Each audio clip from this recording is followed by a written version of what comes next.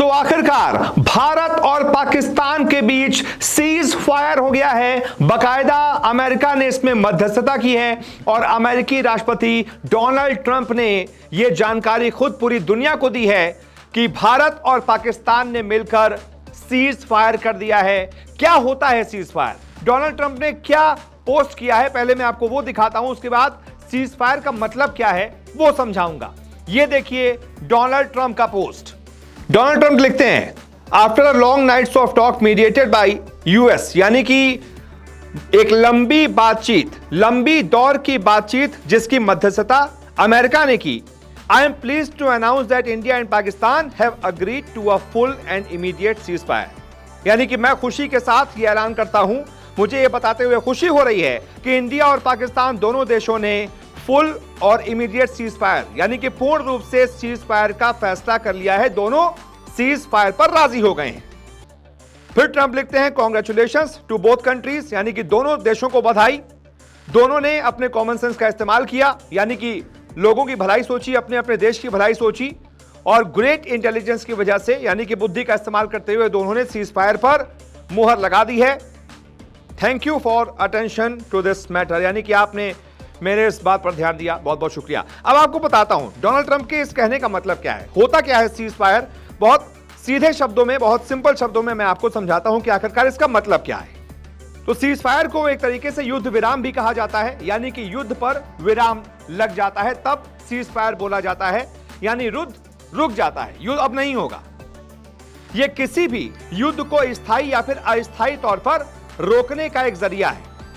इसके तहत दोनों पक्ष, यानी कि अभी जो पक्ष हैं हिंदुस्तान और पाकिस्तान, ये सीमा पर किसी भी तरह की आक्रामक कार्रवाई नहीं करने का वादा करते हैं, जो इंडिया और पाकिस्तान ने अमेरिका से किया है। इसे दोनों देशों के बीच हुई औपचारिक संधि माना जाता है, यानी एक तरीके से कॉन्ट्रैक्ट माना जाता है, लिखित कॉन्ट्रैक्ट माना जाता है, जो इंडिया पाकिस्तान के बीच हुआ है। अगर इस समझौते के बाद भी कोई एक पक्ष सीमा पर आक्रामक कार्रवाई करता है तो उसे सीज फायर का उल्लंघन कहा जाता है। यानी कि अगर देखिए, इंडिया अपनी बात का पक्का है, अपनी जुबान का पक्का है। इंडिया ने अगर सीज फायर किया है, जैसा कि अमेरिका दावा कर रहा है, तो इंडिया अपनी बात से मुकरेगा नहीं, जबान का पक्का है। इंडिया अपनी तरफ से कुछ भी इनिशिएट नहीं करेगा, कोई भी आक्रामक कार्रवाई नहीं करेगा पाकिस्तान पर और सीज फायर का मान रखेगा। लेकिन अगर पाकिस्तान सीज फायर का उल्लंघन करता है, वहां से लगातार ड्रोन्स या फिर मिसाइल अटैक करता रहता है, रात में फिर से अटैक करता है और सीज फायर का उल्लंघन करता है, तो फिर एक तरीके से वो अमेरिका का उल्लंघन करेगा, अमेरिका की बात का उल्लंघन करेगा और फिर अमेरिका उस पर कई सारे सैंक्शंस लगा सकता है। जो पैसे अरबों रुपए पाकिस्तान को दिए जाते हैं, अमेरिका कोई भी सख्त कार्रवाई कर सकता है। F-16 को मेंटेनेंस के लिए अमेरिका अरबों रुपए देता है पाकिस्तान को, कुछ दिनों पहले भी दिए थे।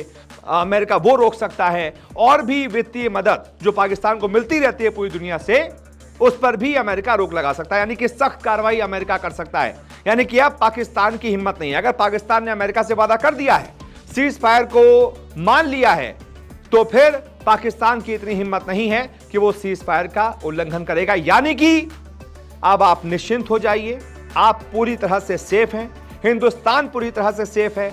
अब पाकिस्तान और हिंदुस्तान के बीच जंग रुक गई है, थम गई है, बंद हो गई है, अब कोई जंग नहीं होगी। जय हिंद। वीडियो को शेयर कीजिएगा, चैनल को सब्सक्राइब नहीं किया तो तुरंत सब्सक्राइब कर लीजिएगा। नमस्कार, मैं हूं मानक गुप्ता। अगर आपको हमारा ये वीडियो पसंद आया हो तो इसे लाइक और शेयर जरूर करें और हां, हमें सब्सक्राइब और फॉलो करना ना भूलें ताकि आप देश और दुनिया की कोई खबर मिस ना करें। तो जुड़े रहिए हमारे साथ और देखते रहिए न्यूज़ 24।